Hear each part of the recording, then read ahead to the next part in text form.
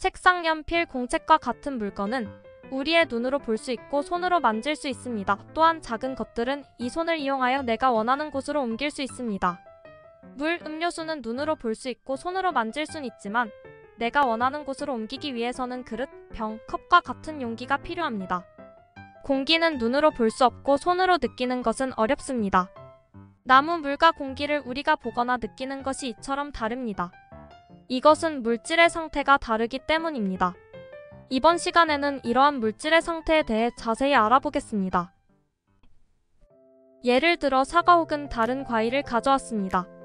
이것들은 눈으로 볼 수 있고 손으로 만질 수 있습니다. 또한 무거운 것과 가벼운 것을 알 수도 있습니다.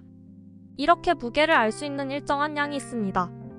이 사과와 과일들을 여러 모양의 그릇 혹은 용기에 담아봅니다. 그릇과 용기에 담아보아도 사과와 과일들의 모양은 변하지 않습니다. 물질이 차지하는 공간의 크기를 부피라고 합니다.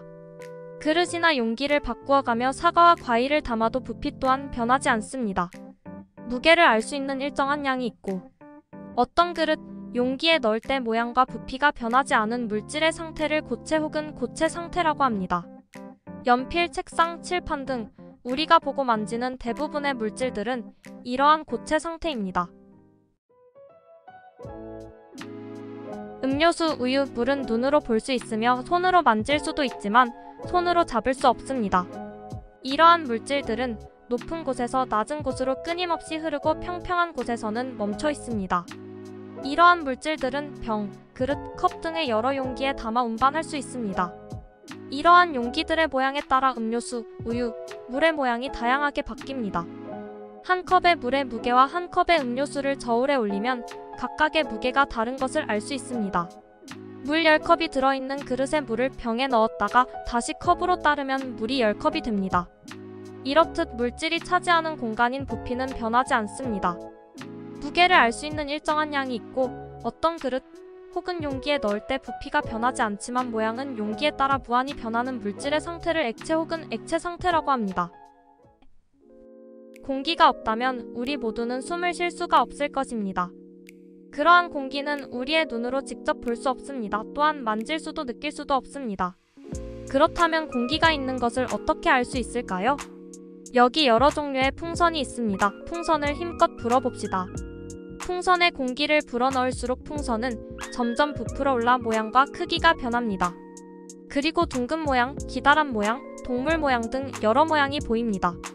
적당히 부풀어 오른 풍선을 수조 속에 넣고 풍선의 입구를 조금 열면 풍선의 입구에서 작은 공기 방울이 올라오게 됩니다. 이렇게 풍선 안에 채워진 것이 공기라는 것을 확인해 봅니다. 공기를 적당히 불어넣은 둥근 풍선의 입구를 꼭 막고 나서 손으로 힘껏 쥐게 되면 풍선의 모양을 바꿀 수 있습니다. 좀 더 세게 쥐게 되면 풍선은 터질 것입니다. 이때 손으로 힘껏 쥐는 것을 압력을 준다고 합니다. 고체인 돌이나 나무는 손으로 힘껏 쥐어도 모양을 변화시키기 힘들지만 액체나 기체는 그것을 담은 용기, 즉 풍선 같은 것에 작은 압력만 가해도 그 모양이 쉽게 바꾸어지는 것을 알 수 있습니다. 공기를 조금 채워 넣은 풍선을 끓는 물 위에 올려놓으면 어떻게 될까요? 풍선은 점점 부풀어 처음의 크기보다 많이 커지는 것을 관찰할 수 있습니다. 이것이 열기구가 하늘을 나는 원리입니다. 공기가 들어있지 않은 풍선과 공기가 들어있는 풍선을 저울에 올려 무게를 측정해 봅니다. 아주 작은 차이지만 공기가 들어있는 풍선이 공기가 들어있지 않은 풍선보다 무겁습니다. 공기도 무게를 측정할 수 있는 일정한 양이 있습니다. 공기를 용기에 넣을 때 부피와 모양은 용기뿐 아니라 압력에 매우 민감하여 고체, 액체보다 손쉽게 변하는 물질의 상태를 기체 혹은 기체 상태라고 합니다.